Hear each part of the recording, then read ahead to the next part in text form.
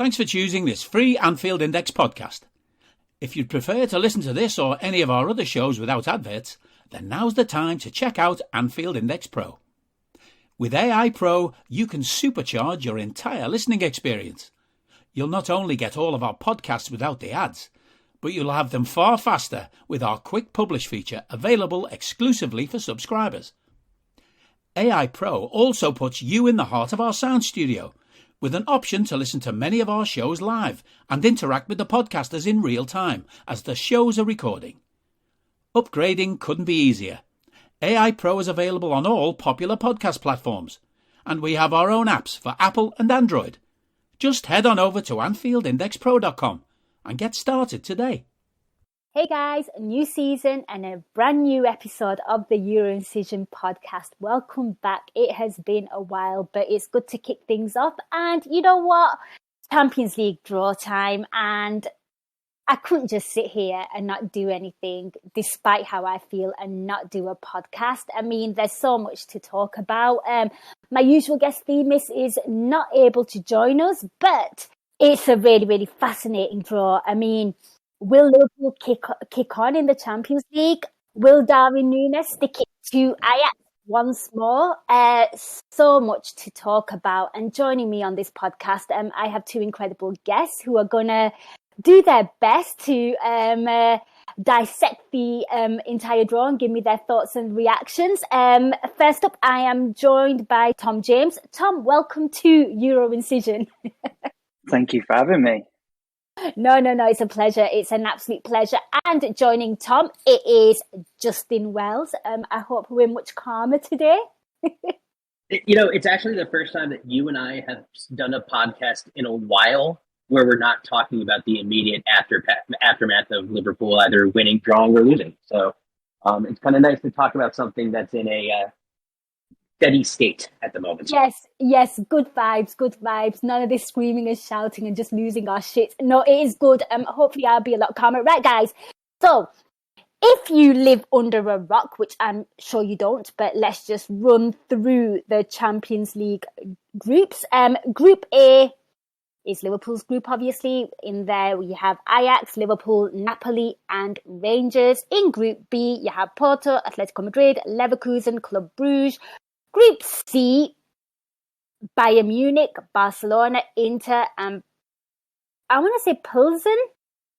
If I've mispronounced that, I do apologise. It is me that we're talking about here. I will get better, I promise. Group D, Frankfurt, Spurs, Sporting Lisbon and Marseille. Group E, Milan, Chelsea, Salzburg, Dinamo Zagreb. Group F, Real Madrid, Leipzig, Shakhtar and Celtic. Group G, Man City, Sevilla, Dortmund and Copenhagen. FC Copenhagen. Group H, Paris Saint-Germain, Juventus, Benfica and Maccabi Haifa. Right, guys, so Champions League draw, done and dusted. So, you know what? Let's get straight into it. And Tom, I am going to come to you first.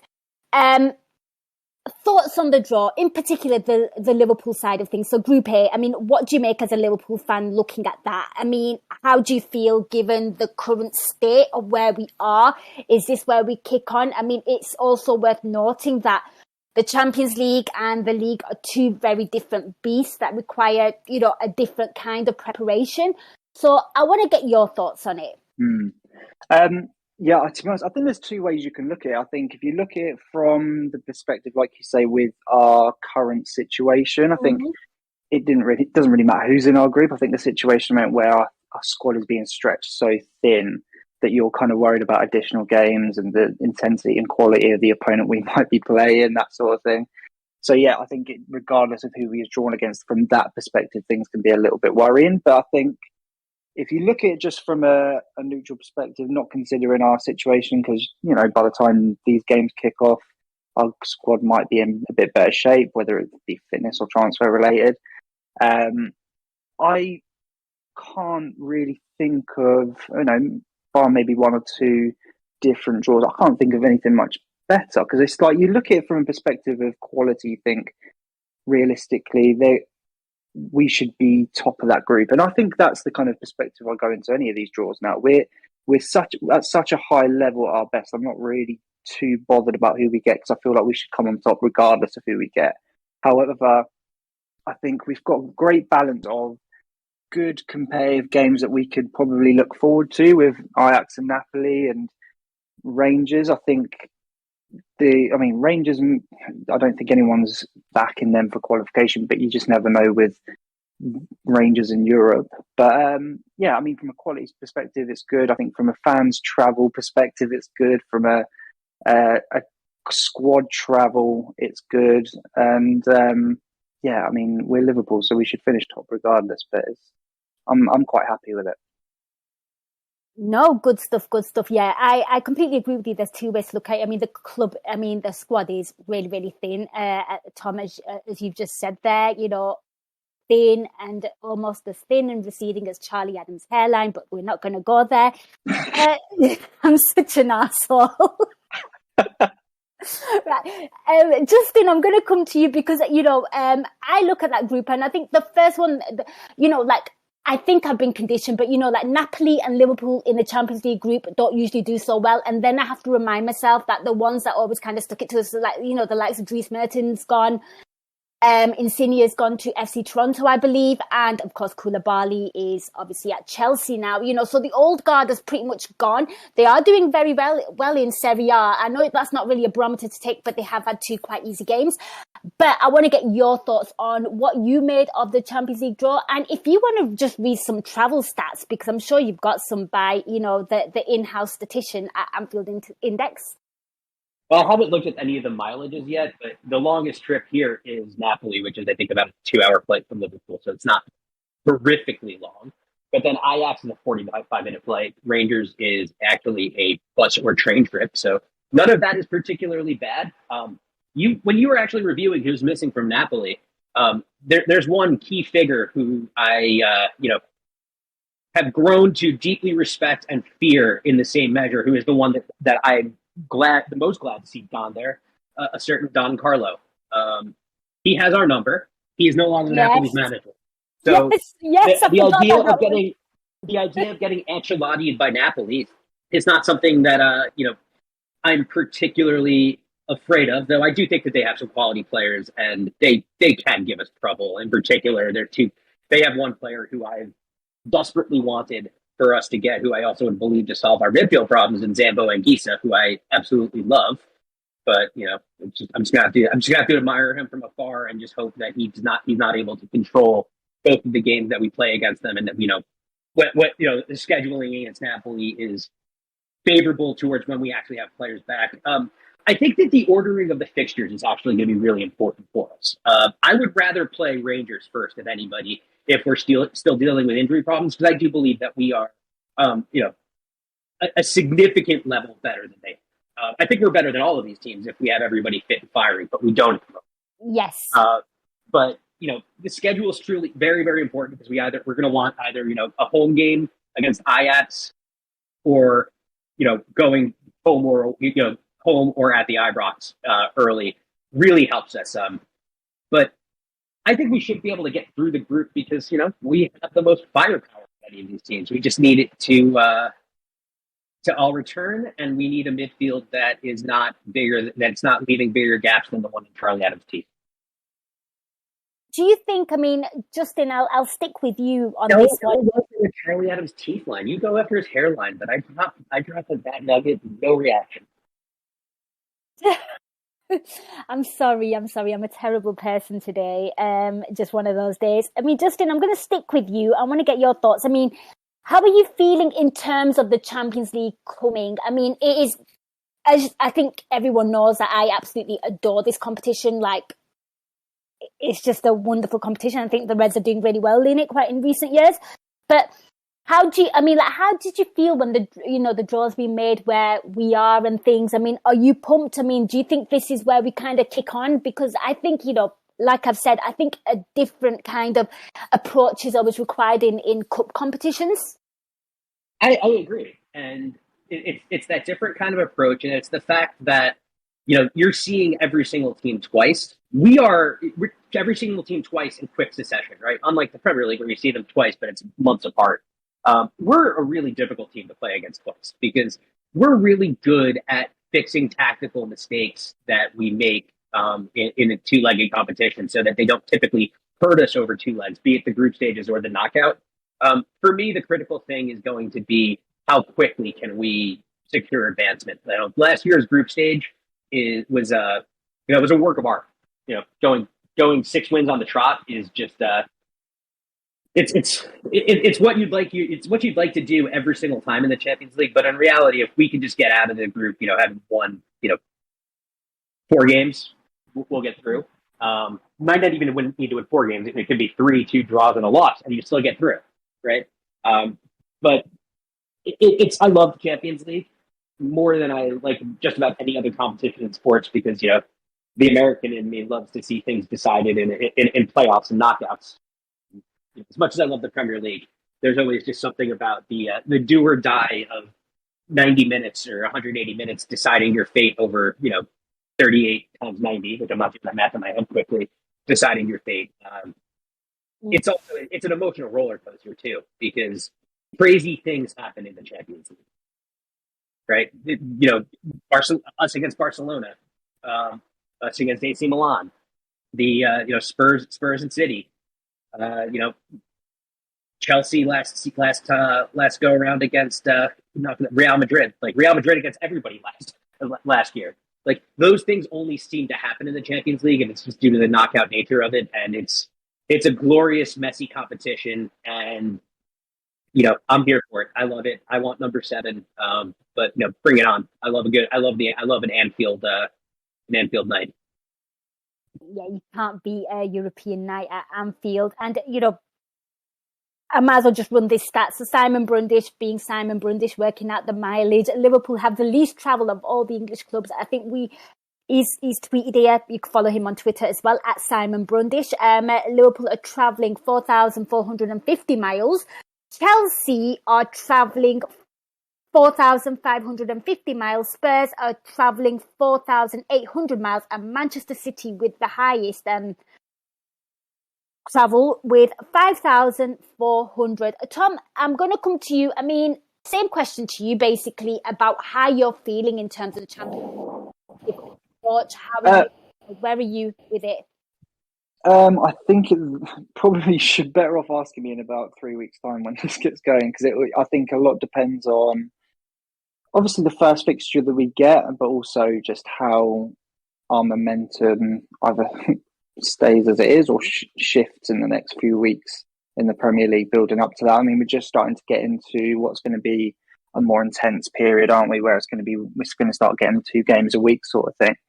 So, yeah, always excited for Champions League. Always looking forward to those midweek games. Looking forward to potentially a couple of trips to Anfield and maybe even Europe. But yeah, I'm happy with the group. And I guess my confidence very much depends on how the next 2-3 weeks go. So you guys are obviously talking about the fixtures and how things sort of pan out, and maybe ask you in 3 weeks.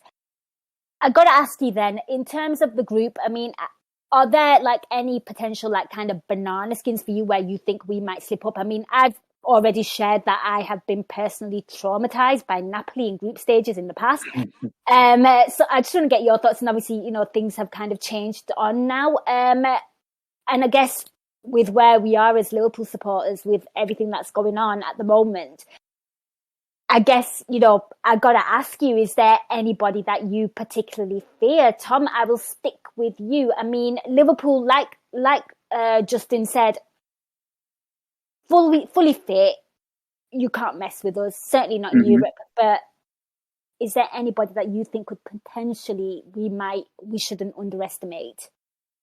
All of them. There's none that stand out, but I do feel like all 3 of them have the ability, especially away from home for us, to cause us a bit of an upset. They all have their own special, unique atmosphere. If you look at Rangers, they've been able to accomplish some incredible things despite potentially not having the quality to go as far as they have. They've accomplished quite a lot in Europe over the last couple of years. And, you can put that down to those special nights at the Ibrox, which, we're all too familiar with our own ability to do that and kind of create that sort of atmosphere. But no, like the way I look at it is that our team is better than theirs, so we should beat them, and like that's probably very narrow-minded to the way of looking at it. But I do think that from that respect, all three of them are capable of causing upsets, and especially away from home. I feel quite comfortable playing them at Anfield, but it's the away fixtures that may worry me, depending on how we're looking at. Yeah, before I come to you, we are live on Discord, and JC Tyrone there said it's a tough group. Don't be fooled by any of these teams. Caution there by JC Tyrone. Justin, I'll come to you with the same question. Any team that you particularly fear? I think a lot of people stereotypically kind of do worry about a team like Ajax. Young people don't know much about them. They're kind of like the hipster-esque kind of team, play some fast football. It'd be very interesting to see. Obviously, I've not watched much of Eredivisie. I've not watched much of Ajax this season. I will get onto that and kind of study them post Ten Hag life. So I want to get your thoughts. Is there anything or anybody that worries you? Napoli worries me because I do think that they're a pretty strong side. And as I mentioned earlier, Zambo and Victor Osimhen are phenomenally good players who can, take over in midfield and score a bunch of goals respectively. Napoli, I think, would probably be the other team I would think of that probably comes out of the group with us. That said, Ajax is fun because they're a club that's driven by a playing philosophy. That playing philosophy is always very open. Aside from, I always think of them and Barcelona with their kind of philosophies and principles about how to play football very similarly. Again, probably also very driven by Cruyff, but, they can be really fun. I do think that teams that open up and try to play like they do against us, tend to sometimes run into problems, although, they played us extremely tough when we had them in the group stages in the COVID season. So it'll be interesting to see how we play against Ajax with actual people at both of those grounds. I do think that Ajax, does give... I think that Ajax, with everybody healthy, plays into our hands pretty well. I also have a certain fondness for Ajax and Napoli because of, certain historical figures within those clubs, as I mentioned Cruyff earlier. And then with Napoli, I'm a devout worshiper at the Church of St. Diego. So I will always have a soft spot for them. I can tell you who I hate to lose to in any sort of situation. I cannot stand Rangers. Without going too deeply into it, it is because of certain political and life beliefs that I do not enjoy them. And losing to them would make me feel like pretty shitty. It would make me feel very angry. In a lot of ways, it would make me feel angrier than losing to a lot of teams in the Premier League because, it's the combination of really not liking them and also just the gap in talent between, us and any of Scotland's Premier League teams. Scotland also, by the way, having two teams in the Champions League is a rarity in recent times because they both, it's been Celtic alone. The fact that Rangers got there this year as well is, it's a testament to the fact that they've made some improvements and they've gotten themselves back to at least making Scotland into an interesting, albeit two-horse league. But yeah, lose to Rangers, and I probably am going to deactivate my Twitter account for like 3 days. Yes, that might be wise. Yeah, I share your sentiments on Rangers. Can't lie, I think many people do. But we'll move on swiftly from that. I guess the next question I got to ask you, Liverpool related, is I think, we've kind of been going into this Champions League with the same kind of forward. I'm not even going to go about the midfield. I don't. Everyone kind of knows what to kind of expect from Liverpool. You had your Sadio Mane, you had Roberto Firmino last season, we had Luis Diaz, Mo Salah, and Diogo Jota. How crucial is Darwin Nunez going to be as like the big, the big man up top? I mean, he's another problem in Europe, should we say? Like in a sense that he's going to cause a lot of defenders nightmares. I mean, do you think that's does that give you positivity? I suppose what I'm trying to ask as a Liverpool supporter. Tom, I'll come to you first on this one.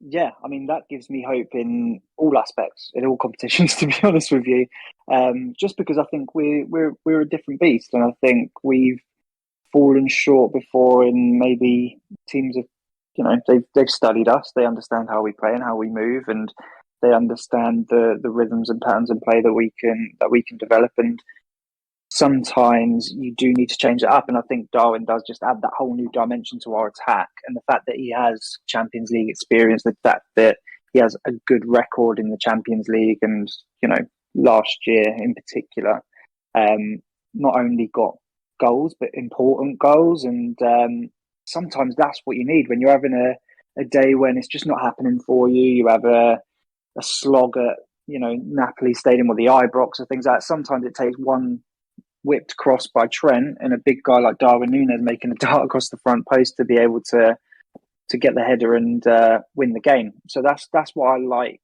that he brings, and I think that will definitely come up clutch when we're playing in Europe this year for sure, because he's proven that he's done it before. Yeah, when it absolutely mattered as well. And Justin, Núñez, is he going to be a massive threat in Europe? Defenders going to shit the bed when they go up against him?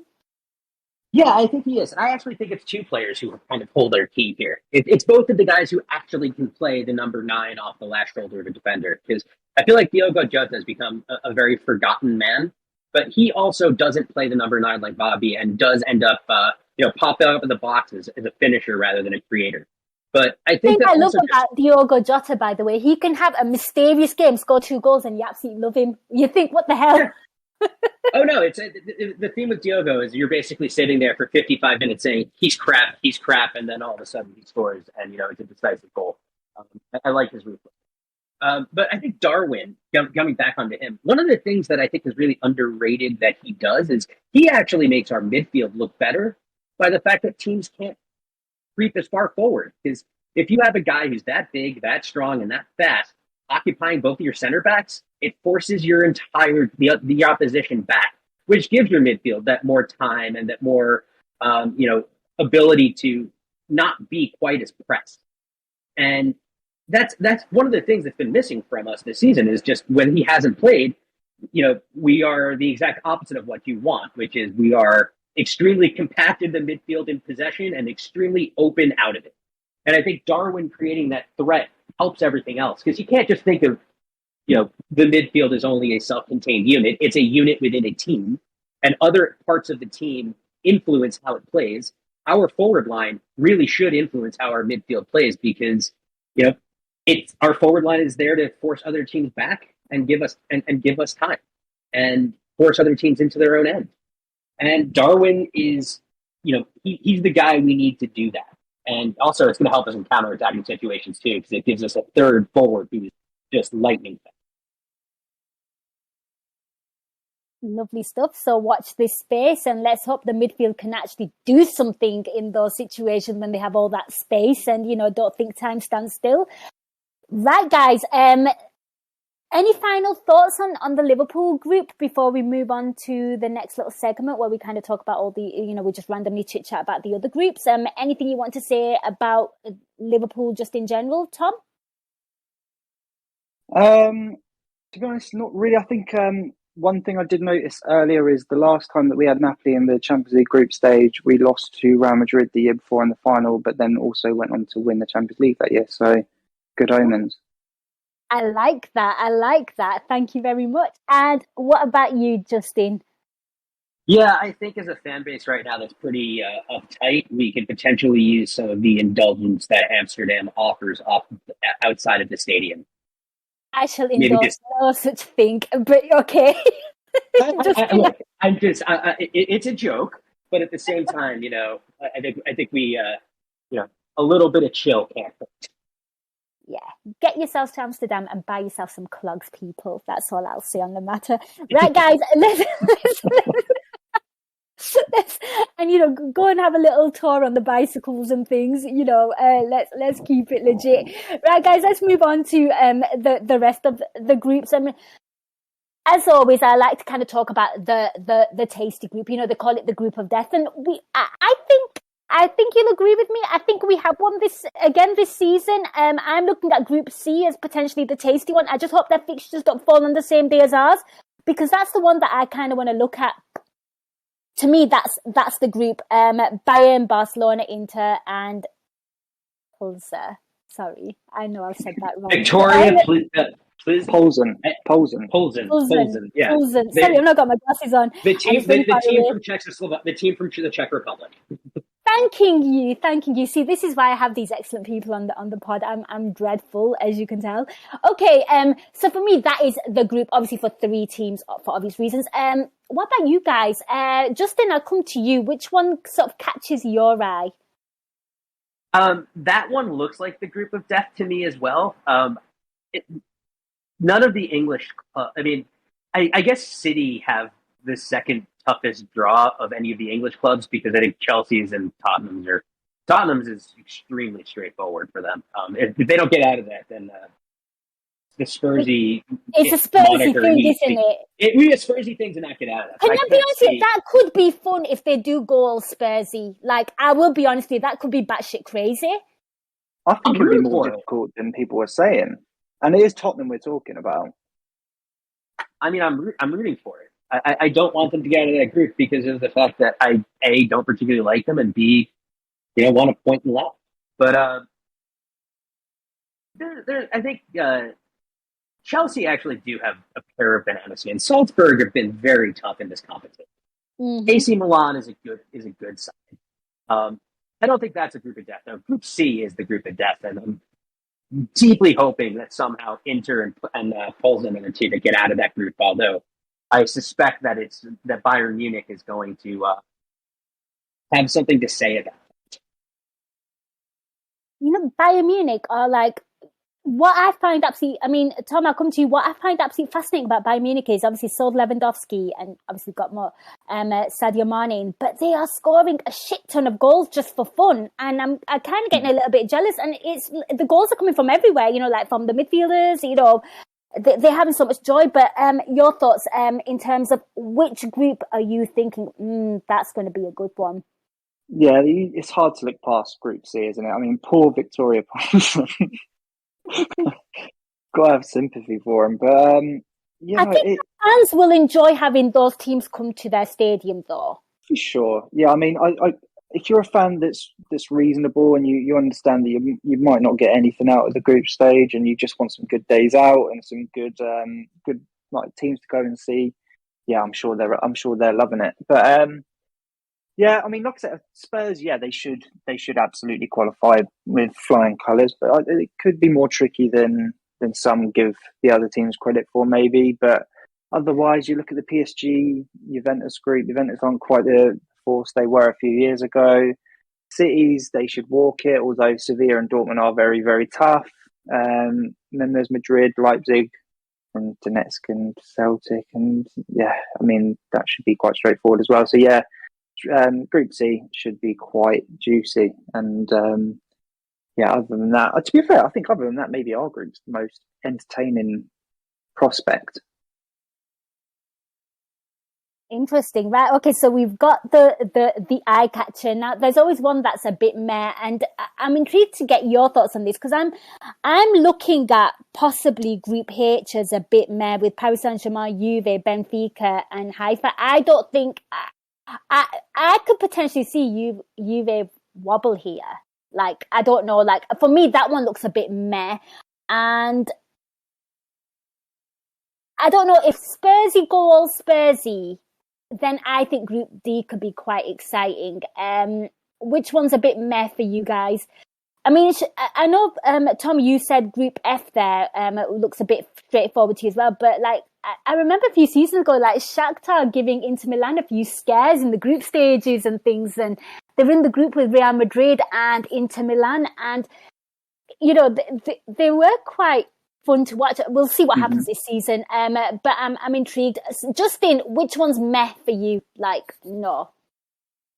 I don't really plan on watching much of the Group H matches. I do think that I want to see if I can get a bet on whether or not Maccabi Haifa can score more than 4 goals in the group stages. I think that seems like a lamb to slaughter.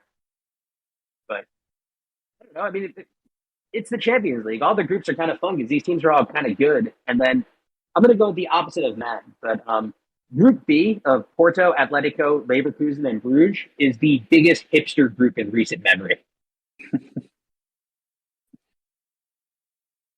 Is that your hipster group? That is my hipster group, Group B. Okay, so there you go. And why is it a hipster group for you? Oh, it's a bunch of teams that are extremely idiosyncratic with widely different styles in fun places. Okay, so I think Justin is kind of telling you that maybe keep an eye on that group. What about you, Tom? Which one's a bit meh for you, or are you picking a hipster group? No, I can't argue with the B hipster group. But I mean, as far as a meh group, I would maybe the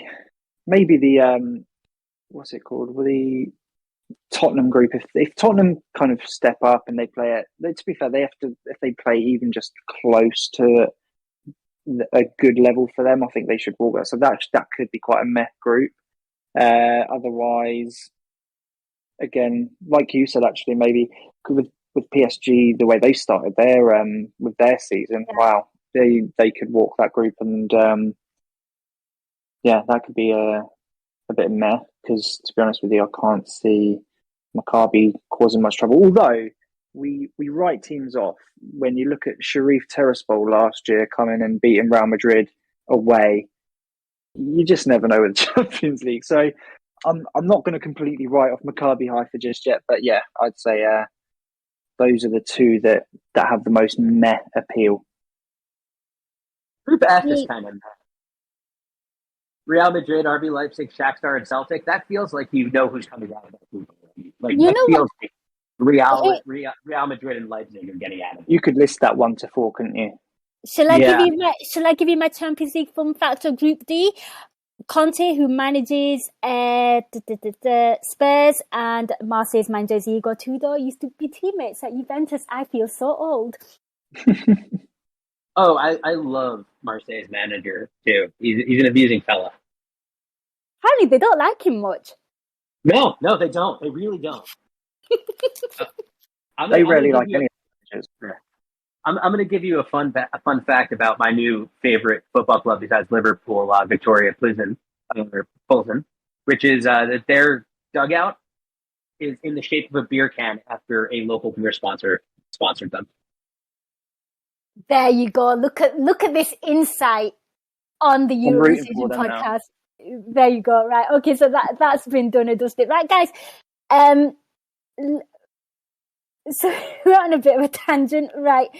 Any other quirky little stats or facts about the groups or anything in particular that you want to share before we move on and we kind of just talk about the English teams? I haven't seen any, but I'll keep my eye out. Okay, cool. You feel free to drop them at any point because, let's keep it interesting. Okay, English teams then. So obviously we ran through it. Liverpool's group. If you you need a refresh.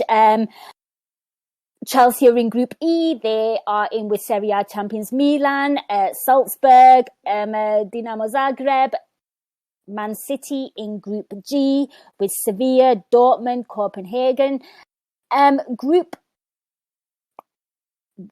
D has Spurs, Frankfurt, who were quite fun in the Europa League last season, Sporting Lisbon and Marseille. Right, guys, let's talk about those groups. So, Tom, I'll come to you first. I mean, I think we, in terms of the English teams, probably, would you say have it the toughest? I know, you look at, Dortmund, and we know that they are a decent team, but, for me, they just don't, I don't know, in the Champions League, they always get, served, a group where you think, I find them underwhelming, is, I guess, what I'm trying to say. And they actually had a bit of a wobbler in the Bundesliga over the weekend as well. So, I mean, I want to get your thoughts. I mean, which team, after us, who do you think's got it rough? I'd say I wouldn't argue that our group is the toughest. I think you look at Ajax; they won't be don't be a pushover. I think Napoli, they'll definitely give us a hard time. They've done it before, and I mean they definitely lost some people over the last kind of 12, 18 months. But they've brought people in as well, and there's still good talent in that squad. I think I saw tonight actually they were 0-0 with 22% possession all night, and then Simeon got a goal and they won 1-0 even with 22% possession. So they're a team that you can't really rest on or sleep on. So yeah, and obviously, like I said before, with Rangers as well, they've got a little habit in Europe of defying the odds a bit. So yeah, I'd say we have the toughest. I think Spurs should have the easiest, but they're Spurs. City, I think if you gave Tottenham City's group, or if you gave Chelsea City's group, that would be a lot tougher. But I think because it's City, they should be all right with Sevilla and Dortmund and Copenhagen. Yeah, otherwise, I'd say Spurs have it the easiest. We maybe have it the toughest. Yeah. It's mad, isn't it? You know, Lewandowski going back to Bayern Munich. You're going to see Haaland go back to Dortmund. I mean, Justin, rate the groups for me. I think we've got the toughest. I say followed by Chelsea, and then I'm going to say followed by Spurs, and then followed by Man City, because I just think Man City are a cut above anyone in that group. I would agree with your take on Spurs and City with those two. Although I think Spurs group is probably easier than City. It's just the gap between City and Spurs is rather sizable. So you got to. I actually think the Chelsea's group is tougher than I think that Salzburg is a really tough team to play against. They have a bunch of really good young talents, and also they have a philosophy as well, don't they? They have a way of playing. Like they scout a certain type of player. Yeah, and also, you know what? It's playing games in Eastern Europe against like Dinamo or Dinamo Zagreb, or going like when we went to Red Star Belgrade. Those are tough places to play. They are hostile and passionate crowds to opposing teams, and you know, Chelsea also at the moment, you know, we're a mess. Chelsea's also a mess, right? They're not exactly they're caught between all sorts of different philosophies at the moment, and they have a director of football who's their owner, who I'm pretty sure probably doesn't know a ton about the sport and just seems to be buying names. So I think Chelsea's, you know, dysfunction, you know, and obviously Liverpool at the moment have a bit of their own, but I think Chelsea's dysfunction might be a bit more pronounced. And I think that makes their group a bit harder because they are coming against, you know, an AC Milan team that's very good. And there's also something you have to factor in with AC Milan that, you know, we used to be able to call on quite regularly. They have Origi. They do. Does some really weird things at big spots. And if one of those things happens to take Chelsea out, I'm here for it. Oh, aren't we all? Right, okay, so those are the English teams. Right, we're going to run through the groups, and guys, this is the part where you have to pick the group winner and runner-up, okay? So I'm going to run by them, and I want you, right, Group A, our group, Ajax, Liverpool, Napoli, Rangers. Tom, who tops, who finishes runner-up? Liverpool top, Ajax runner-up. I've gone for Liverpool and Napoli. Okay. Still sticking with Liverpool, obviously, despite how upset I am and things. Got to stick by my boys. What about you, Justin? Liverpool and Napoli. Okay, we're going to move on to Group B. Porto, Atletico Madrid, Leverkusen, Club Brugge. I will go to Justin first on this one. Atletico, Leverkusen. Nice. I'm going to go for Atletico, and I'm going to go Porto. Tom? Atletico and Leverkusen. Okay, Group C. Oh. Tom, I want to come to you. Bayern and Inter. Nice. I'm going to say Bayern, and I'm going to say Barcelona, because I have a feeling like Inter sometimes wobble in the group stages. I'm just going back from previous. I wonder if like Barca just plays some like free-flowing fearless football, but it all depends what players they can actually register. That's another thing. They are an absolutely disgusting hot mess, but I'm going to say Barca as a runners-up. What about you, Justin? Bayern and whichever team is in less financial dire straits between Inter and Barcelona as of next week. Okay. So I'll ask you for the runner-up next week. Okay, I'm gonna follow up here. I think I'm actually here with Bayern and Barca too. Barca is a mess, but they actually have some very good players and a manager who does have an idea of what he's doing. Right, Group D. Justin, I'll come to you first on this one. Spurs and Marseille. Nice.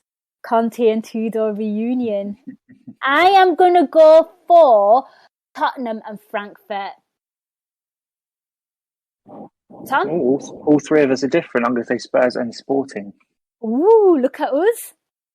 Okay, we're moving on to Group E. And Tom, I'll come to you first on this one. Chelsea and Milan. I've gone for them as well. Although I'm going to say Milan top the group and Chelsea finish runners-up. Just because they are a bit everywhere. Well, let's see. But yeah, I'm going to put them as runners-up just to make it interesting. Justin? Milan and Salzburg. Nice. I love it. Are you dumping Chelsea into the Europa League? Chelsea is going to the Europa League. Okay, right, that's confirmed. Okay, Group F. Justin. Real and the other Red Bull team. Okay, looking at that, I'll probably go with the same there. Tom? Real Leipzig. Yep, we're all on the same page there. Look at us agreeing. Okay, Group G. I mean, go for it. I will come to Tom first on this one. Not as easy. Well, first place easy. City, and then the second place, I'm going to go and say Sevilla. Interesting. Okay, I am going to say Man City. And you know what? Even though I've been bashing them, I'm going to give them a little fighting chance, and I'm going to say Dortmund. What about you, Justin? Manchester City, and you know what? You'll never walk alone. Go on, BVB. Nice. Okay, Justin, sticking with you, Group H, final one. Who's topping and who's runner-up? PSG and Benfica. I've gone with that as well. Tom? I will go PSG and Juve. I think it might be a bit of a safe bet, that one, you know. Juve tend to get knocked out in the last 16. And one thing we haven't mentioned, guys, is that the final's in Istanbul this year. Oh, yes. I remember Klopp after the final against Real Madrid saying, book your tickets to Istanbul. I do love his positivity, straight away after a loss, just saying it how it is. Just a quick one. We are live on Discord. Gags just typed in the group there. I'm chuffed with the group. Could have been much, much worse. Garrett there saying it's a proper competitive group, but also one that we could potentially glide through with a couple more players back from injury. Yeah, I think a lot is depending on that. If we're back to full fitness, that could certainly be beneficial to us. Yeah. Okay, so you've had our predictions there, guys. If you're listening, give us your thoughts. What are your thoughts of the Champions League group stage? How do you fancy Liverpool? How are you feeling in terms of Champions League? Are you glad to have it back? And also, if you want to give us your predictions as to who's going to top the group and who's going to be runners up, we'd love to hear your thoughts. Tom, Justin, before I let you go, is there any final thoughts on the Champions League that you want to share? Tom, I'll come to you. I mean, anything you want to kind of get off your chest? Yeah, I mean, hopefully we start a lot faster in the Champions League than we did in the Premier League, which was painfully slow, reminiscent of pace. We've still not started. What are you on about? What are you on about? We've still not started. We're still waiting. I think Charlie Adams is faster. Yeah. So yeah, I'm quite excited. I'm kind of with an air of caution, just based on how our squad looks in the next few weeks. But yeah, I'll remain positive. They're not giving us much reason to be excited at the moment, so I'll try and conjure up all the excitement I can with the Champions League, and then the Premier League can be a bystander as far as I'm concerned. But the omens are good. Lovely stuff. And what about you, Justin? I think I'm just going to leave it with the fact that Istanbul is wonderful. It's full of kebabs, bosses, and scousers. There you go, people. Well, guys, that was your Euro Incision pod reaction to the group. I hope you enjoyed it. I certainly enjoyed hosting it. A massive thank you to both Tom and Justin. But before I let them go, where can people find you on social media? Tom, I'll come to you first. Anything you'd like to plug? Maybe you're doing a podcast over the weekend. I don't know. And where can people find you on social media? Maybe I am. Yes, I'm on Twitter at Tom on the Cop. And you may well hear this voice this Saturday after the Bournemouth game on the Nina Kauser show. So, hopefully a more positive one than last couple I did. Hopefully we're talking about 3 points and Liverpool have actually kicked on their season. No, wonderful stuff. Give Tom a follow. And yes, do check out the Nina Kauser show. Justin, anything you'd like to plug, and where can people find you on social media? You can find me at Rolls on Shabbos on Twitter. You'll have to look for the show notes for the exact spelling or the tweets. And then also you can find me arguing about assumptions with people in the Anfield Index transfer thread. So you should subscribe so you can argue with me. There you go, people. Follow both of these two. And Justin was on the post-match Man United pod. He was excellent. I was? Wait, we played United? When? Oh, okay, let's just erase that. Let's be like Real Madrid TV when they used to lose, they wouldn't show the game or the highlights, which I thought was brilliant. When Real Madrid TV used to be on Sky, I just thought it was brilliant how they would not just show when they lost. That's what we're going with here. But yeah, Justin was on the last post-match show, so do check that out because I think he made some really, really excellent points and made me feel better about the whole situation. For my part, guys, I will be back on Saturday doing the post-match show with obviously Tom and Lisa Marie. Hopefully will be joining us as well. Can't wait for that one. It's two very, very positive, awesome people. Keep me sane, hopefully. And again, if you're on Instagram, go and follow me on @the Nina Kauser Show. Would really, really appreciate if you could follow and support the page. I'm just doing little bits of videos, taking pod snippets, really enjoying stuff on there. But yeah, guys, thank you so much for listening. Hope you enjoyed that. And I will be back with the Euro Incision podcast when the football actually kicks off. So till next time, take care and up the European Reds. We hope you enjoyed listening to this Anfield Index show. Please be sure to subscribe to our channel so future podcasts find their way to your device automatically. There's nothing quite like fan engagement, and we'd love to know what you think of anything discussed on this show. The best way to get in touch is over on our free Discord community, where both podcasters and listeners debate the hottest LFC topics 24/7. Sign up free now at AnfieldIndex.com/Discord. You won't regret it. You can also follow us on Twitter at Anfield Index and find us on Facebook by searching for Anfield Index. Oh, and before you go, we'd love it if you could leave us a 5-star review on your favourite podcast app. It only takes a couple of seconds and it means the world to the people who create these free shows.